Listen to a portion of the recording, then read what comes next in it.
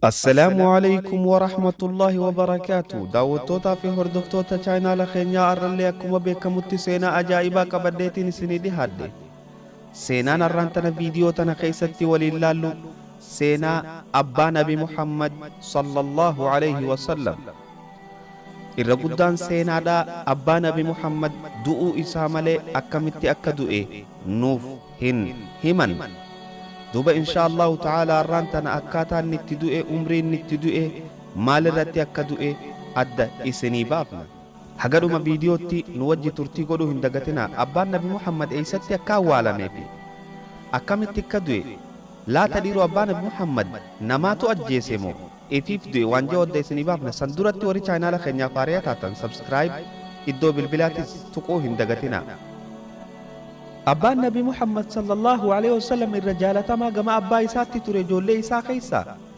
إني جولي سجل كبتن ديرا تن شمرني مو جولي جها كبا عبد الله خنا إنت لخبجاك عبد قريشي خيسا إنت لحالام بريد فوسيسي آمنة بنت عبد الوهاب فوسيسي إيجا آمنة النبي ربي صلى الله عليه وسلم قرأت بعد التبودة أكج أراته عبد الله أبان نبي محمد ilma isaa kan dhalate arkuu hin dandeenye ni du'e. Abdullaahi kun abbaan isaa Abdul Muttalib dhabiiha je'eeti qoosaa kanneef bidhabiiha yaani kan qalmarraa hafe jechuudha. Abbaan isaa kun qodhaa seene yoonii fi rabbiin ilmaan kudhannaa kanne dhiira kudhannaa kanne akkaan tokko qodhaa rabbiif jecha qalu je'ee qodhaa seene akkaan kaabaa jala geeysee qalu je'ee qodhaa seene. yeroo ilmaan isaa ka kurnaffaa dhalateef hunda walii yaameeti hixaa darbe kam akka qaluu qabu kam akka qodhaa godhuu qabu hixaan Abdullaahi irra bu'e. yeroo hixaan Abdullaahi irra bu'u Abdullaahi fuudhee jechuu Abdul Muttalib abbaa nabi Muhammad fuudhee qaluudhaaf bakka Kaabaa jalattiin deemaa jira.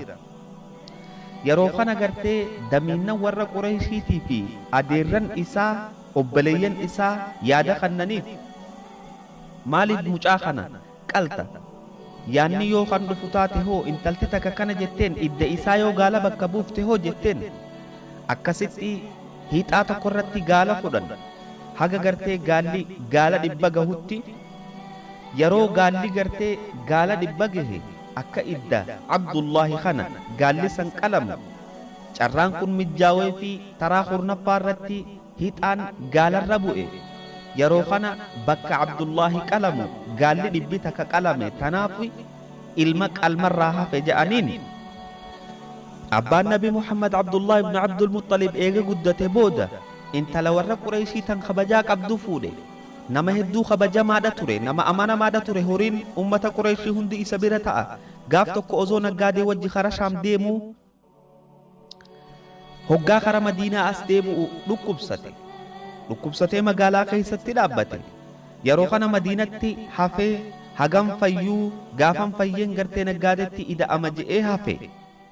baatii takkaan booda eega inni turuun isaa beekame abbaan isaa Abdul Muttalib obboleeyte isaa Haarif itti erge. yeroo Haarif deemee isa laalu bakka Nabiga jedhamtutti du'ee awwaalamee jira. yeroo abbaan nabi Muhammad du'u Aaminaan nabi Muhammad alayhi salaatu wassalaam garaa qabdi. abbaan nabi Muhammad gaala shanii fi akkasumatti re'ee waa xiqqoo wahii takka dhiisee kute ifi jaariyaa maqaan isii barakaa jedhamtu dhiiseeti kute. gaafa inni du'u akka ulamaa'iin garii jettutti nabi Muhammadii dhalatee baatii lamaat du'ee je'an. garuu ammoo tan irra afdalaa nabi Muhammadii garaa jiru du'e yoo jenne abbaan nabi Muhammad alayhi salaatu wassalaam isaa amata 25 addunyaa tanarraa kute. dhukkubaatu addunyaa tanarraa isa kuchiise. akkasitti abbaan nabi Muhammad iddoo Nabiga jedhamtutti du'ee awwaalame. duuba gartee du'a isaa tana keessatti irra guddaan ulamaa'iidhaa wal mormiti. abbaan nabi Muhammad jannata seena moo jahannam seenaa? rabbiin subhaanahu wa ta'aalaa akkana ja'a. ولا تزر وازرة وزر أخرى وما كنا معذبين حتى نبعث رسولا. akkana je'eeti dubbata rabbiin subhaanahu wa ta'aalaa dilii nam tokko namni tokko hin baaddatu. rabbiin subhaanahu wa ta'aalaa hanga ambiyoota isaanitti erguu isaan hin cadaabu ja'a.